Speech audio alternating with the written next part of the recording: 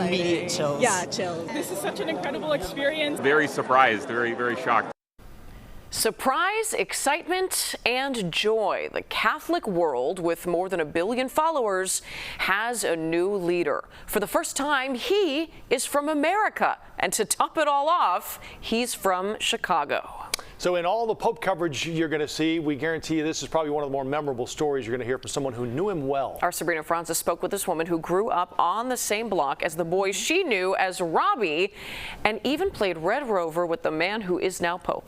Can you imagine that? You play Red Rover with the Pope. That's incredible. Yeah. We'll never get over these childhood games, these childhood moments. But first, we want to take a closer look at the man who is now the spiritual leader for Roman Catholics all around the world. Robby Prevost was born in 1955 in Chicago. He grew up in Dolton, attending the now closed St. Mary of the Assumption Church. Prevost attended Catholic Theological Union on Chicago's South Side, and his ministry took him to Peru and to Chicago, where he largely focused on marginalized groups like the poor. But now we go way back to his childhood and to a woman who grew up on the same block as the man who became Pope today. I understand that it was probably a much different experience living on a block where you can all come out and play than it was that we don't have the access to now. But just walk me through what that was like.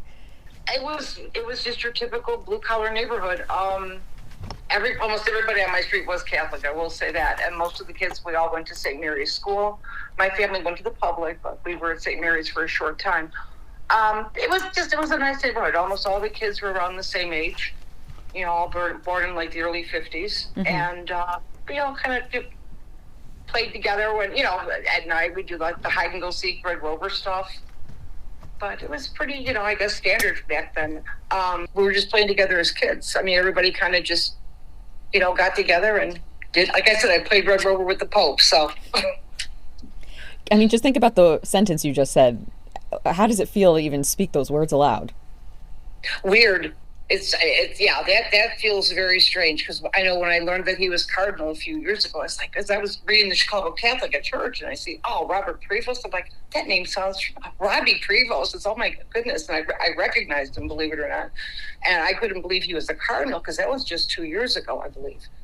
And then to learn that he is Pope is unbelievable.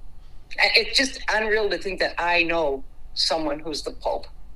And you grew up in a way together in the same environment. What was it? Do you think that his roots in Chicago have influenced his career at all? And if so, how? His family was very, very devout Catholics. I will say that. The mom and dad both were. I mean, they were, they never missed church, and they were very active within our parish. His mom was like a member of the Altar and Rosary Society, and they were lectors in the church, very active, very devout Catholic family. Mm-hmm. If you could, I guess this is the hometown message, if you could send a message to Pope Leo or Robert, what would you tell him in this moment? I would just say that I am extremely proud to have known of him. And it just, God bless him in his work. That's all. I just hope he is a good and devout leader for the Catholic Church. We talk about how Pope Francis, he led his papacy by being so accessible, but how much more accessible can you get than playing Red Rover with the Pope? I mean, come on. No kidding. It's interesting to hear from her, and we're hearing this from a few people who essentially know him from the neighborhood, if you will. They're saying Prevost. Mm-hmm. We are saying Prevost because that is how Pope Leo said his own name today in front of the conclave as after his election. But I wonder, there might be a Chicago way of saying it, or it makes sense as he speaks, he was in Peru for so long, he speaks Italian, there might be a way that he's pronouncing it there. You made a good point, it might be the Spanish pronunciation from Peru. It would make sense, spending it down there, that pre might be pray. P-R-E is more of a pray, yeah. He speaks 5 languages, which is pretty remarkable. As an Augustinian, that's not surprising, but that is really just amazing that he speaks so many different languages. If he was also getting influenced by the Italian as well, that pray does make sense, but we should ask him to say roof maybe and see what happens.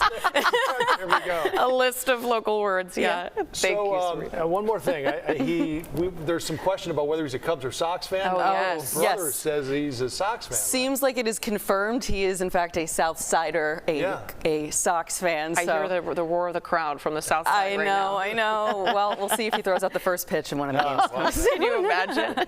Thanks, Sabrina. Thanks, Sabrina.